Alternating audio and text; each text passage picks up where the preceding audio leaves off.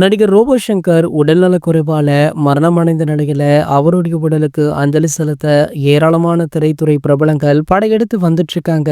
அங்கு ரோபோ சங்கருடைய உடலுக்கு அஞ்சலி செலுத்திவிட்டு அவருடைய மகள் மற்றும் மனைவிக்கு ஆறுதலுமே சொல்லிட்டு இருக்காங்க. குறிப்பாக நடிகர் தனுஷ், விஜய் ஆண்டனி, சிவகார்த்திகேயன், நகைச்சுவை நடிகர் செந்தில், சின்னத்திரை பிரபலம் KPY பாலா, அமுதவாணன், விஜய் அர்ச்சனா அப்படின்னு பலருமே கண்ணீர் மல்க அஞ்சலியுமே செலுத்தினாங்க. நேரில் வந்து அஞ்சலி செலுத்த முடியாதவர்கள் சமூக வலைத்தளங்களின் வாயிலாக தங்களுடைய இரங்கலை பதிவிடுறாங்க. அந்த வகையில தமிழக வெற்றி கழகத்துடைய தலைவரும் தமிழ் சினிமாவுடைய முன்னணி நடிகருமான தளபதி விஜய் அவர்கள் ரோபோ சங்கர் அவர்களுடைய மறைவிற்கு ஆழ்ந்த இரங்கலை தெரிவிச்சிருக்காரு. இது குறித்து தளபதி அவர்கள் தன்னுடைய எக்ஸல பக்கத்துல பதிவிட்டுள்ளதாவது: நண்பர் திரு ரோபோ சங்கர் அவர்கள் காலமான செய்தி அறிந்து அதிர்ச்சியையும் வேதனையும் அடைந்தேன். தன்னுடைய நகைச்சுவை உணர்வால சின்னத்திரை முதல் வெள்ளித்திரை வரை தனக்கென தனி இடத்தை உருவாக்கி கொண்டவர், அனைவரிடத்திலுமே அன்போடு பழகக்கூடிய பண்பு கொண்டவர். நண்பர் திரு ரோபோ சங்கர் அவர்களை பிரிந்து வாடும் அவருடைய குடும்பத்தாருக்கும் நண்பர்களுக்குமே என்னுடைய ஆழ்ந்த அனுதாபங்கள் அப்படின்னு தெரிவிச்சிருக்காரு. சோ நேர்ல வந்து